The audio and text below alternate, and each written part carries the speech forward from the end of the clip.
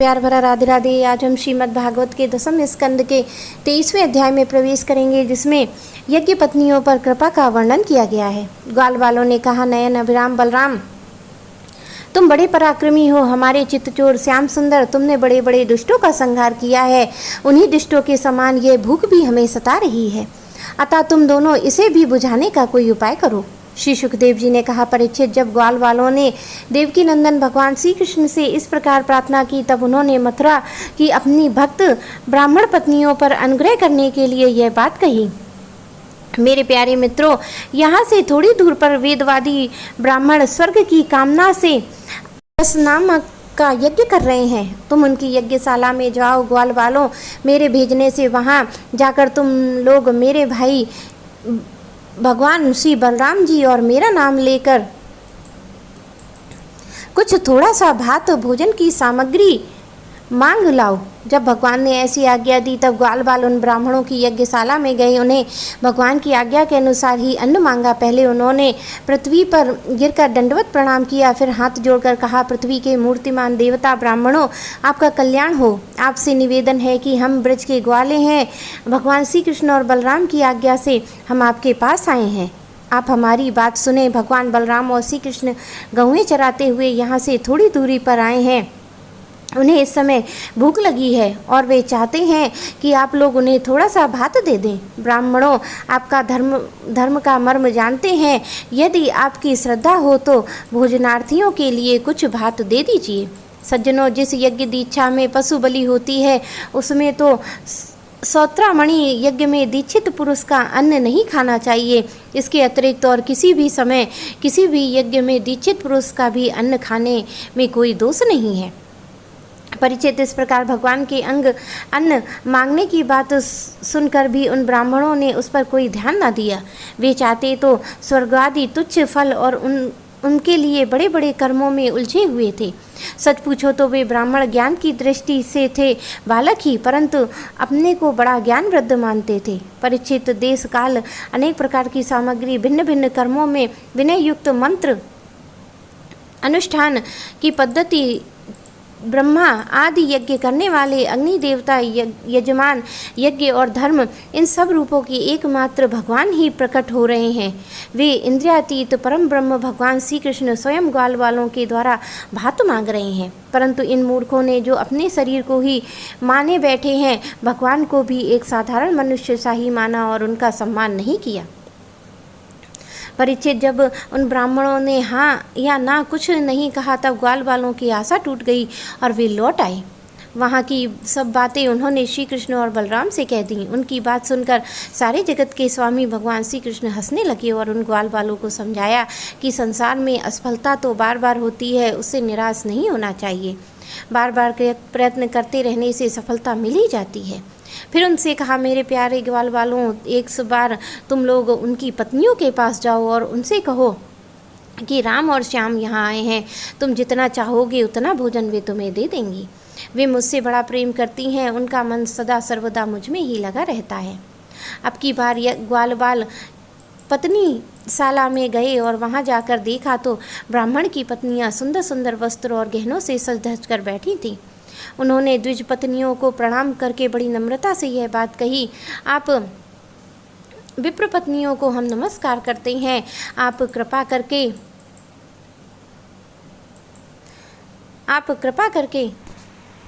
बात सुने। भगवान श्री कृष्ण यहाँ से थोड़ी ही दूरी पर आए हैं। उन्होंने ही हमें आपके पास भेजा है। वे ग्वाल वाल और बलराम जी के साथ गौएं चराते हुए इधर उधर बहुत दूर आ गए हैं। इस समय उन्हें उनके साथियों को भूख लगी है।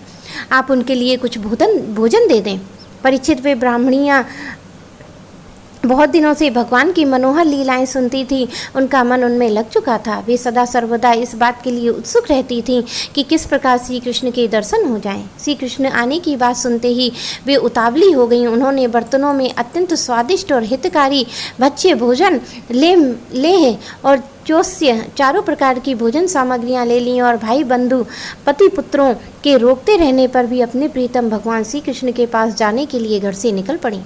ठीक वैसे ही जैसे नदियां समुद्र के लिए क्यों ना हो, ना जाने कितने दिनों से पवित्र कीर्ति भगवान श्री कृष्ण के गुण लीला, सौंदर्य और माधुर्य आदि का वर्णन सुन सुनकर उन्होंने उनके पर अपना हृदय निछावर कर दिया था।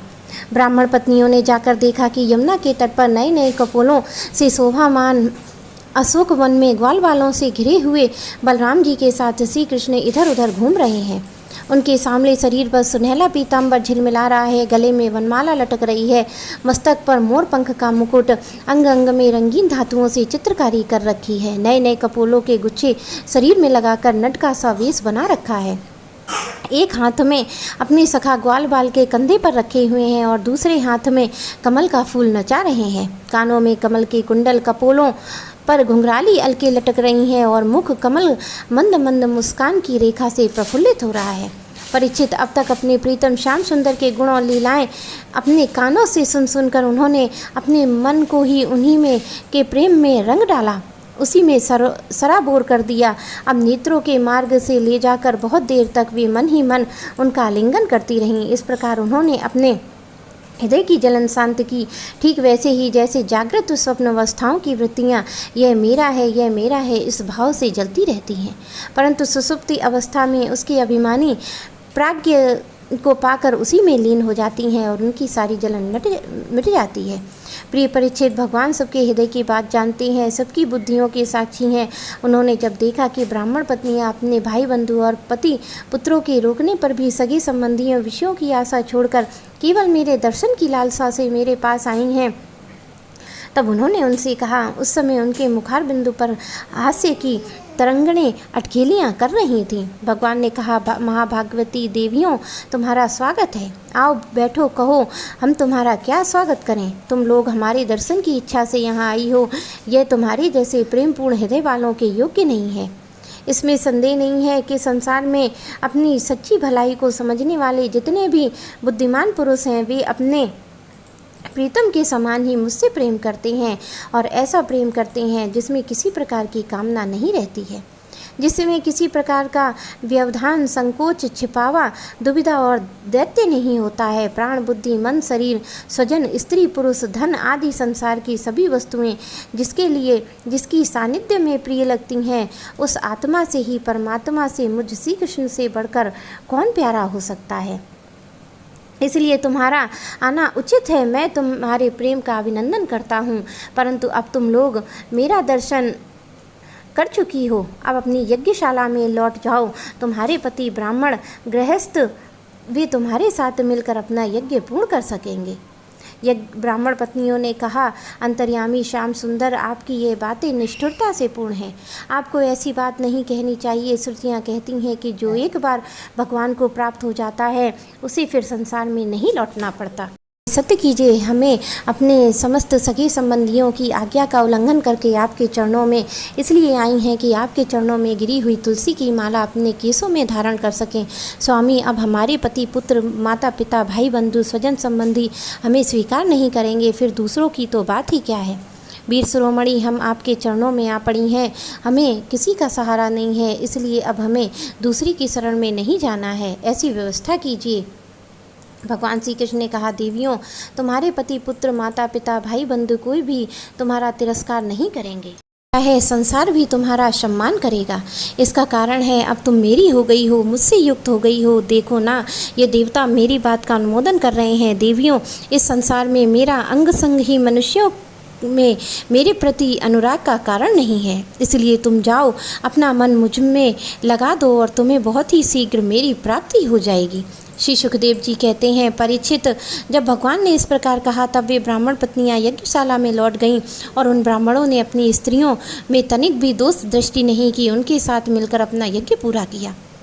उन स्त्रियों में से एक को आने के समय में ही उसके पति ने बलपूर्वक रोक लिया था। इस समय उस ब्राह्मण पत्नी ने भगवान को वैसे ही स्वरूप का ध्यान किया जैसे कि बहुत दिनों से सुन रखा था। जब उसका ध्यान जम गया तब वे मन ही मन भगवान का लिंगन करके उनके कर्म के द्वारा बने हुए अपने शरीर को छोड़ दिया और शुद्ध सत्वमय दिव्य शरीर से उनके भगवान की सानिध्य प्राप्त कर ली।